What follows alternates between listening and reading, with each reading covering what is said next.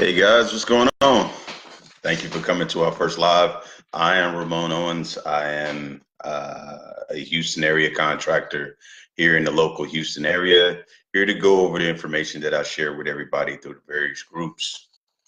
Um, what I wanted to touch on today is the basics for estimating for wholesalers, and kind of go through the guide to give you guys a better understanding because I know I just dumped it on you guys, and there was no real guide or no real direction of now I had a information and what do I do next. So hopefully everybody printed this. If you didn't print it, this is my printed version. I'll be going through bits and pieces over the days to make sure that you guys can get a keener understanding and better use the tool as it becomes more widely spread and as you choose to use it for your rehabs. Um, First off, I want to go over what a rehab is. For a lot of people, this is a common question. Is common knowledge if you're trying to get into the industry, but um, a rehab is the process of taking a property and restoring it. So basically, you go out as a wholesaler, you find your motivated seller who has a house, and this house needs work. Well, it's your job as far as doing the rehab or estimate to um, get a value of what it's going to cost to restore it, to get it to its market value or the appraised value, or in your terms the ARV. um, so there's several ways to get to that. You could either get a home inspection, you could contact a local appraiser, you could get a realtor to do your local comps. There's several methods that you go to in order to get that repair value or to do that estimate. But for the um, purpose and scope of this guide, this is going to be a total DIY. So just so you can understand, a lot of this, again, guys, is going to be basic. The key elements of a rehab, there is kind of four. First is the evaluation and inspection, meaning that when you reach the property and you get your customer or your motivated seller, you walk up to the door. Hello, Mr. Customer. I'm Ramon Owens. I'm here to give an estimate on your property, and I understand that you're going to sell. And then you would answer any questions, ask up front of what the underlying issues that are known by that customer and or seller, and then you would make that as your starting point, and then you do your evaluation and your inspection of the property by walking from door to door, meaning that you go from the front door to the back door, evaluating every underlying issue that you may see. Now, you guys are rookies, you don't understand this yet, but as we go along, I'll give you tips and pointers on how to better understand things that need to be repaired and things that don't need to be repaired. Uh, then once you get your evaluation, that's when you're ready to start putting your numbers together. Big part that goes in every estimation is the demo prep and the trash haul. These are the most critical, guys, when you do your estimating. Let that be line number one. If you go into a standard house that's 1,500 square feet, well, yeah, this is going to be the ARV cost if you put everything, but that trash has to go somewhere. And then most HOAs and districts have strict rules about heavy trash. So number one, you want to put trash can on there, you want to put demo on there, and you want to put the prep on there. Prep is meaning that when everything is ripped out, that they take out the nails from the drywall. If you're ripping them, that they clean it up and making sure it's ready for a clean install, and that the trail of trash is picked up and put in the trash cans. Make that your rule of thumb. If you want to do anything, make sure trash haul is number one, because your reputation is on this thing, and you don't want to be known for the guy that has dirty work and dirty rehabs out there. So most importantly, always put demo and prep. Demo prep trash haul. A trash can on average is about $550. Put that in everything. Make that your, if you don't understand anything, know that you have to keep that place clean, and you have to plan for the demo, the prep, and the trash. Trash haul is generally different from state to state. Here in the state of Texas, Houston, where I am, trash haul is literally charged by the truckload or the trailer load, and that's generally with the dump fee about $650, unless you get one that picks up 10 footers, are generally like $200. But if you're doing a complete gut, plan for $500. Repair and install. That's the things that after it's torn out, when you do your after you do your evaluation, saying that if you need to replace a kitchen, well, that kitchen has to be demoed first. After it's demoed, then you have the repair of any plumbing issues that you may have, and the installation of everything, the cabinet, the microwave, appliances, backsplash, countertops, and things of that nature. So you want to make sure that you understand that that's what the repair and install, and then your finish work. A lot of people, wholesalers, investors, no matter how seasoned you are, you want to make sure that you get good finishers, because a lot of times the guys that install your kitchens are not the people that finish the kitchen. Your finish work is the last touch up work. So you want to understand the fact that the guy, your contractor that's installing it, going to do the hard, heavy work, meaning that he's going to do your demo and prep. He's going to be the one that does all the installs and repairs, but he's not going to be the one that does the finish work. The finish work is like the baseboards, the touch-up paint, the last things to make it look beautiful, like the acoustic finishes, the fixtures. All these things are the things that go last to give these properties that look. So those are the key elements and the foundation of every rehab. This doesn't matter where you are, or if you could be, it's from New York to Alaska. Every contractor, every builder, we all learn from the same school of thought, and this is our process of how we go about doing our business and doing installs. And you as a wholesaler would like to have at least that basic information in mind, so you know the elements that go into it. So when you're doing your ARV, you know how to plan for it, and you actually know how to put a better product together for whoever you're selling it to, or for yourself when it's getting ready to go to market. One that I'm going to stick on right now is being prepared. Preparedness is something that's deep, and something that I strongly believe in. Preparedness is your why you're doing this. People always, want to jump in, whatever your reason is. Like for a lot of people is, I got into wholesaling and investing because I see all these people making all this money, and I want to make this money too. Well, that's a good thing, but you have to have an underlying reason. What is your why? Your why and your motivation behind that is the reason why you get up and you do this. I was asked one time, have I ever failed before? And that was a deep question for me. I mean, at first I would be like, no, because I went to school, I got whatever degree or whatever certifications I was looking to get. I had great jobs, and then when I was asked the question again, it's like, have you ever failed in what you're trying to do? And I had to answer yes, because there are a lot of endeavors that I wanted to take and, didn't succeed at, or didn't even try. And then the next question I got was, why'd you fail? And generally, when I was in this conversation, I was just like, who are you to judge me? Like, I'm on a judgmental, but not looking back at it now, I'm more humble and just saying, well, I failed because, I didn't have the money to do what I was trying to do. I didn't have the software, I didn't have no contacts, and then I was working too. So, I didn't have no time, you know.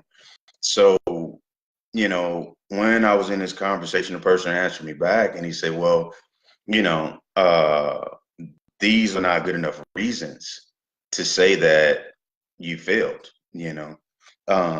you failed because you had a lack of resourcefulness, you know, and that hit home with me, because at the time I'm working for Wells Fargo, I'm doing, contracting on the side, and I feel like going to my bank account, I'm okay, I'm pretty good.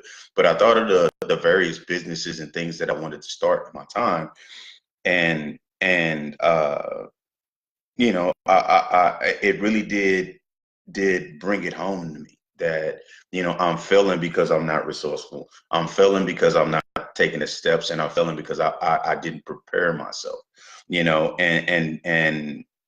didn't have the creativity and the decisiveness to be resourceful, to look at the resources, to find out what tools I need, and you know be successful, be successful and accomplish all my endeavors, everything I chose to do. So, at this time, it's 2008. I'm at Wells Fargo.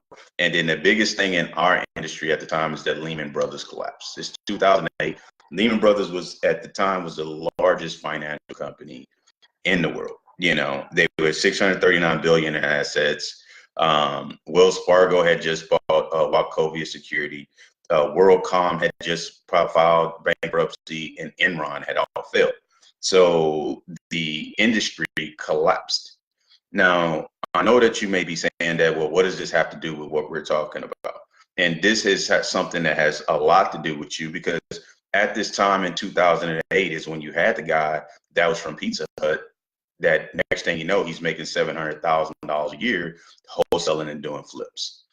And then when the market crashed, this guy making 700,000, he can't make 700,000 no more because money wasn't readily available. Things changed. It wasn't anything wrong with him, but the market, and this is one thing you guys have to understand as being wholesalers, investors, whatever you are, is that uh, the marketplace a discipline to people that are just in the pack. Meaning that if you're a faker and you're not real about what you're doing, it'll weed you out. It'll give you that whooping saying that you're not supposed to be in this game and you need to get out. And you know that because none of your deals are closing, nothing is happening in your life and in your situation, and you're just not making moves, and this business just isn't working for you. Because the industry loves preparedness, especially in the real estate industry. It will show you and give you results as long as you prepare. It will flow everything to you, because what you'll notice is that you still have people that are investing in successfully in '08 and are still investing successfully in 2019, because they set themselves up, they prepared themselves, and they did the business correctly to be recession proof. And even now, although that the market is stable in some senses, there's still not a lot of money out there for these guys to do these deals. So you have to think of yourself creatively to like, how do I be recession proof, and how do I get better and sustain what I'm doing? Well, you get that by being prepared. In your wholesaling career, in your investment career, your preparedness and your approach to everything that you're doing that starts with before you walk out that door. And if you're a wholesaler, you need several tools that I outlined in the guide. Number one thing you're going to need is pen and paper. I heard a last joke that, hey, you're going to tell people you need pen and paper. You'd be surprised about the people that don't carry pen and paper. They don't do it. So you need a pen and you need paper, because you need to write down what you hear, because you're also a salesman. Outside of wholesale, you're a salesman. So you need to hear the pain points and understand. Another thing that and when you do that, a side note, when you do that, you need to be writing it down. Constantly take your notes, because you're going to constantly have to refer back to remember, because at the end, when everything's all set up, you have to present that estimate and make this seller understand that you're somebody I want to do business with. Another thing that you're going to need is a laser tape measure. I have an example. Guys, this is what I use. As a contractor, I mean, everybody uses the tape. This one is by Bosch. It's available at any Home Depot or Lowe's. Um, you know, uh, or any Ace hardware store or hardware stores alike. A Harbor Freight has them. They have some really good ones that are cheap. You, I use these because information moves fast nowadays than what it did. So there's really no time for a contractor or anybody to go in there and read a tape throughout the whole house. That takes hours. When you use the basic measurements that I gave you in the guide, all you do is you take this, you hit, there's a button there, you hit this button, it'll come on, and then that way there's going to be a light. You see that laser? This laser is going to go from wall to wall.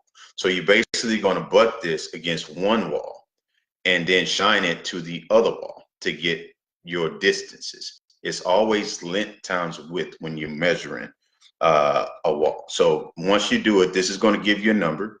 Like where I was from my hand to the wall is 5'9". And that's how you're going to do your estimates. Using this laser measure will save you time. I got to get this in the camera. This will save you a lot of time, guys. It saves me time to where most of my estimate times literally go about 15 to 30 minutes. And then I leave another 30 minutes for Q&A with the customer to set expectations and things of that nature. Camera is critical. Make sure your phone is charged. And again, I know these are some really fundamental things that I'm saying, but this is critical to what you do. Make sure that the phone is charged, because you will have to take countless and endless pictures as a wholesaler. To sometimes it may be something that's more technical, and instead of calling the contractor out and making him think you had his job, you could send him a picture of what you didn't understand based in the guide, and then you can get that question back and just be like, hey, I'm a wholesaler. I ran into this issue. I got all my numbers, but can you tell me what I can do about this? It may be a crack in the wall that you understand, or something like I didn't outline on there because I did not outline foundation issues and major electrical problems, because those will require a licensed professional. Another thing that you want to use is a measuring wheel. If you have a house that's dilapidated or tore up, the measuring wheel is just a measure. I don't have one here with me to give you an example, but you can go to any hardware store, Harbor Freight, Lowe's, Ace Hardware, Hardware Bros, and there are a couple other chains that I don't remember. Even Walmart, I believe, is starting to carry these as well. It's just a wheel with a little gauge on it. It has a little dial, and you take this and you walk it around the perimeter to know how much siding that you would need. It's a great assist with measuring siding, measuring lots with your landscaping and things of that nature. And then also, if you don't have access to a measuring tape, it's a really good tool to use to measure the perimeter of a room.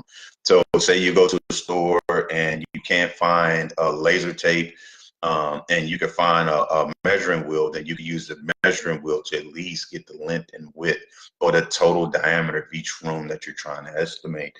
And that'll help you get better. It still help you get more accurate with whatever you're trying to do. And I also put on this guide a graph book, guys. I use the graph book. I like to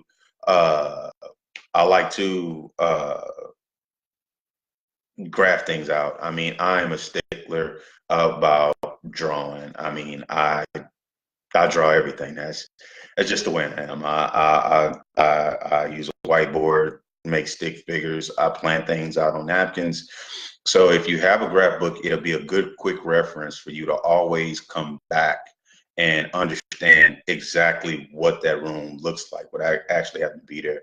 With a graph book and a resource of pictures, you'll always have something to refer back to when you have questions or thoughts about a property, or even if you get a question that you don't understand. All right, so next little piece that we're going to go over is the property evaluation. This is the most critical piece of it all. I mean, this is where you want to take your time. I mean, I am not a wholesaler by any stretch of the means. I'm not an investor by any stretch of the means, but I deal with a lot of these guys. And what I hear as far as the information that you guys are being taught is you always need a quick quote or a quick something. Let me just tell you that that is not the approach. Take your time, take your time and really just spend your time and use your eyes and look at everything that you see. You don't have to know how to install drywall, install floors. You don't have to know how to install cabinets, doors, trim, fixtures, lights, but you do have to understand with your common sense of something that don't look right and does look right.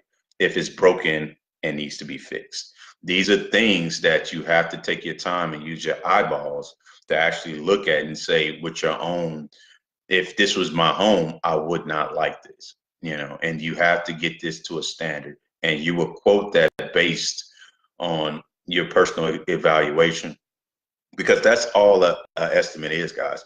This is your personal judgment of the estimated value of whatever this object or whatever this room it is you're trying to fix. So it doesn't have to be exact, but you, in estimation, you have to at least view it. Turn on the sinks. There's no way to really evaluate electrical and plumbing, but turn on the sinks, see if it drains. Open the tub, turn the tub on, turn the faucet on in the tub and see if it drains. So you know if you got a plumbing issue.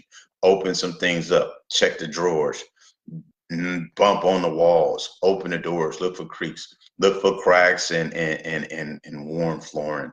You have to take the time to do what's called the due diligence. The same thing that everybody would tell a wholesaler to an investor and an investor to a seller.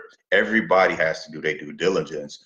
But if you're going to be the wholesaler, you're going to be the investor, you have to be the one that puts your own personal eyeballs and don't rely on the eyes of a contractor. Because if you have the overall idea of what needs to be done, then you can add other, then you know the best course of action to take. So you don't need the knowledge of how to repair it. You just need to understand it is broken, and that takes time to walk through and see what's broken.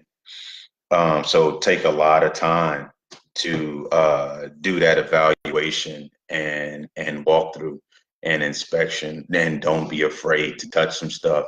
And if the customer there or the seller of the property is there, don't be afraid to open your mouth and make an open challenge that something's wrong. Also, you want to walk the perimeter of the property. Um, an interior is important, but the money that your total responsibility is not just the interior of the home, because the interior of the home doesn't always sell. And you may have value in the lot. Sometimes the lot is more expensive than the house. So you need to make sure that the lot itself is in good condition. So you would have to walk the perimeter and look for just common sense things. You don't have to be a professional to know something is broken again. So you want to look at, make sure there are no cracks in the ground. If there's a driveway, you don't want a broken driveway. You want to make sure the trees aren't overgrown. You want to walk and look for pest infestation. Anything in your own common sense that you feel that's out of place or out of line, you want to write that down. And you want to make that a question issue, so that when you make your final bid, what have you, or your final offer, that everything that you saw as an issue is actually addressed, and you can always come back to it.